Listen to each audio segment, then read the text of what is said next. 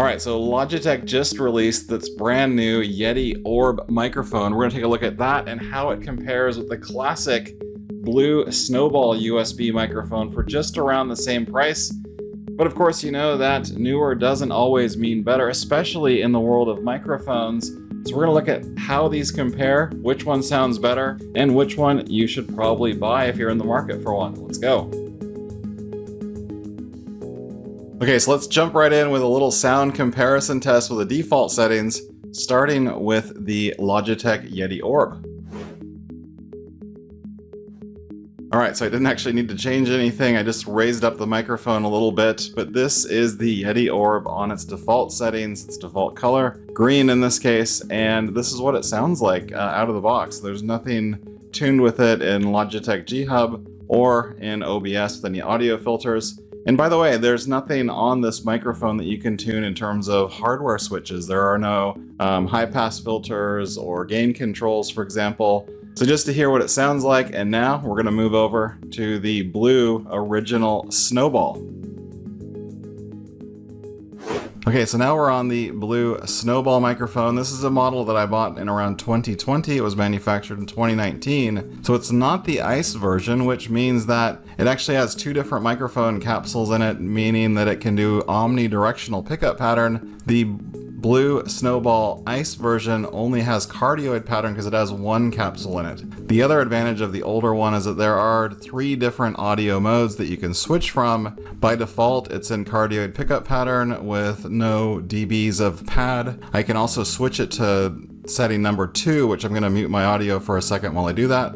I'll mute my audio there because the microphone's quite sensitive in terms of any knocks on it, or if you switch the modes, you can really hear a pop in terms of live audio. So don't do that while you're actually recording or on stream or in a meeting. But this is the 10 dB pad, so it should be 10 dB quieter than it was in cardioid mode with kind of 0 leveling. Now I'm going to go ahead and switch it to position 3 in the back to go to omnidirectional to engage both of the different condenser capsules on the microphone. Okay, so now I'm in position 3. Again, I'm using the Blue Snowball, not the ICE version, where you do have those different modes to switch the microphone in and out of 360 degree or cardioid mode. Now, cardioid mode is just going to get the front of the microphone, so you address the front, it will reject things like keyboard noises or things behind the microphone. So if I snap my fingers, you'll be able to hear those from the back side of the microphone, whereas if I switch over to the cardioid mode in number 1, now I'm in the cardioid mode on mode number 1, I'm going to do the same snapping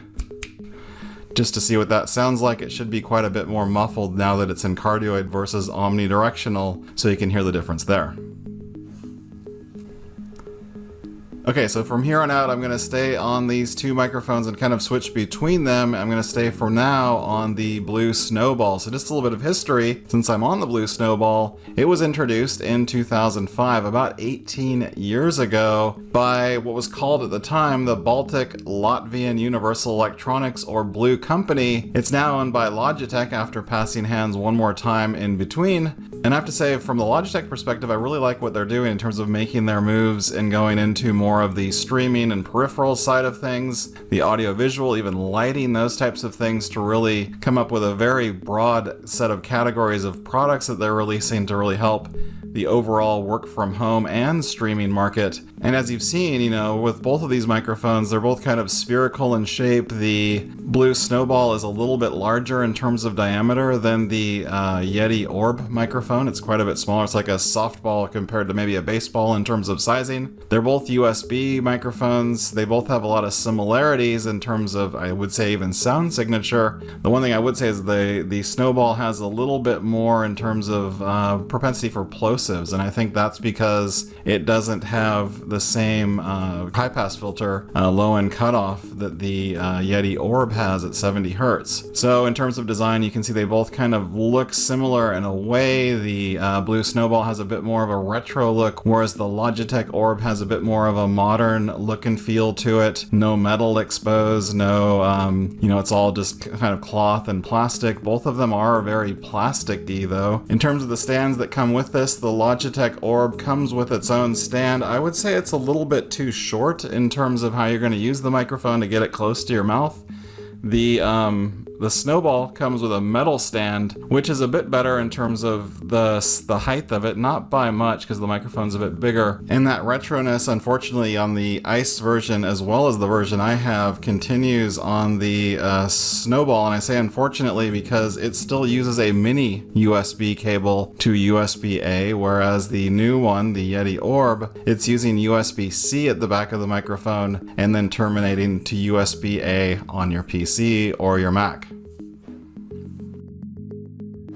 Alright, so now what I want to do is actually try out the Logitech Yeti Orb using G-Hub, just to see some of the things you can do in terms of tweaking the microphone over there. So the first thing that I'm going to do is actually go into the application and put that on my screen. So here you can see the Yeti Orb is connected to G-Hub. This is the G-Hub app open. If I go to next, I can actually change the sound profile. In my case, I already changed it over to Boom Arm Broadcaster. Just a little word of warning here because I was testing this before. The Boom Arm, in my case, because my mouth is maybe 6 inches from the microphone, is the one you're going to want.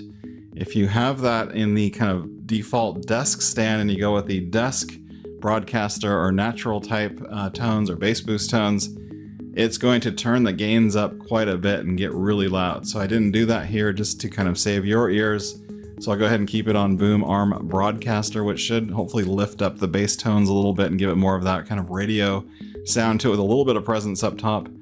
And then we'll hit next with the light sync effect in terms of the RGB light.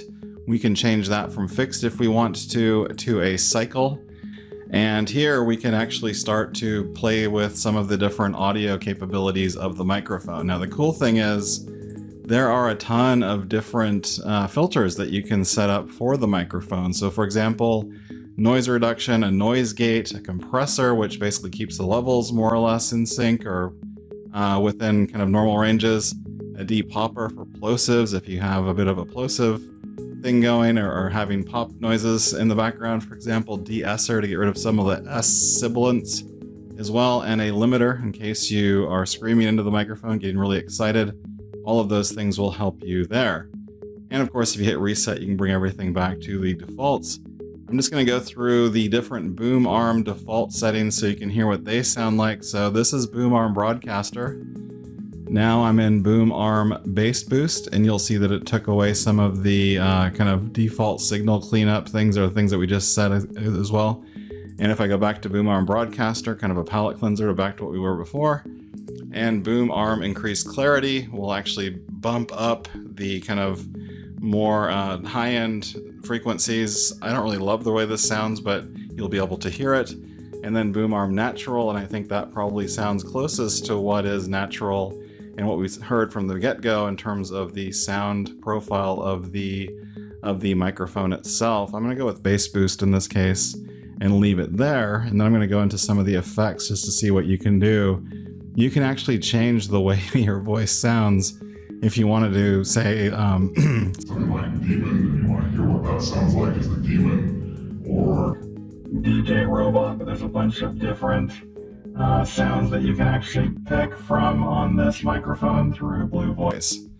Alright, so I'll just go back to off because that probably sounded a little bit strange or a little bit stupid.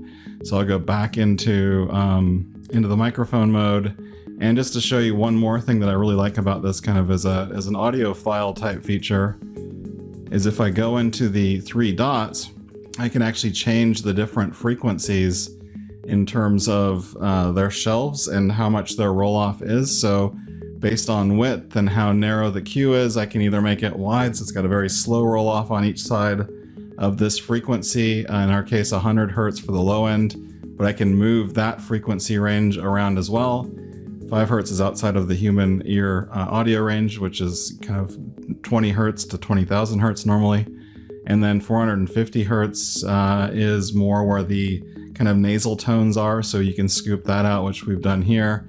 But it's on a bit wide pattern. If you really had some tone that sounded really bad with your particular voice, you could actually narrow that and then turn down or turn up, conversely, those tones in the middle. And then you've got the high frequency as well as the width there. By default, it's kind of towards the higher end, I would say, of the high end of the human voice to get rid of some sibilance, or to add some sibilance maybe because it's rolling off in terms of the microphone curve. but that way you can change it to what you like in terms of your personal preferences from a microphone sound perspective. Again, there's no zero latency monitoring, so you kind of have to record yourself, hear what it sounds like, and maybe talk through as you're setting the settings so you know what you've actually done, so you can keep it there or know which one you like. But these are things that you can do. Once you have it all set up, then you don't have to worry about changing things a lot, because now your microphone's set and will be like that in OBS, for example, as its ongoing sound profile. I'm going to go ahead and turn off Blue Voice though in my case to see what it sounds like if I disable it. Now you can hear again at the kind of default input gain, just so you can get a kind of palette cleanser again back to where we were before we installed G-Hub or put the microphone in G-Hub, and kind of what it sounds like right now out of the box. Alright, so why don't we move on to some of the technical specs then with the Yeti Orb microphone especially. So versus the Blue Snowball, the Blue Snowball has a bit wider frequency range at the low end, coming from 40 Hz to 18,000 Hz, whereas the Yeti Orb has a 70 Hz shelf, so it has a high pass filter effectively where it starts at 70 Hz. That's just a nice thing to eliminate things like desk bumps. Usually anything under 70 Hz is accidental in terms of, when that noise comes in, unless you're hitting a bass drum or something, which you're probably not going to be doing with this microphone. It also has a little bit higher resolution in terms of being a 24-bit microphone with 48 kilohertz versus 16-bit on the Blue Snowball. So I would say, like, in general, between the two of them, they have fairly similar signatures in terms of audio. The nice thing though with this one, with the Orb, it's out of frame because my autofocus got a little bit tripped out with the constantly cycling lights. It's a little bit of a pro tip there. If you see your autofocus tending to favor your microphone, change it back to a static color. But I would say, like, the audio sound is more or less similar in terms of the defaults, but being able to use Blue Voice as part of G-Hub is a major selling point for me for the new one. I think it's subjective in terms of whether or not you like the retro look versus the more modern look. I kind of prefer the more modern look in my case. I like the tunable RGB light. Didn't like that my autofocus got a little bit tripped out with the cycling mode, but I could work around that. And I just think that for an extra $10 or so, it's a lot better value there with the amount of extra tuning you can do first party through the Logitech apps. Yes, you can tune the Snowball using third-party apps, but I do like having that first party support for the microphone. So by the way, if you like this video, you like seeing hardware tips, streaming tips, work from home tips, those types of things, I would encourage you to subscribe to my channel. You've made it this far, subscribe. If you don't want to give all the way up to subscription, go ahead and hit the like button. Thank you for watching as always, and we'll see you next time.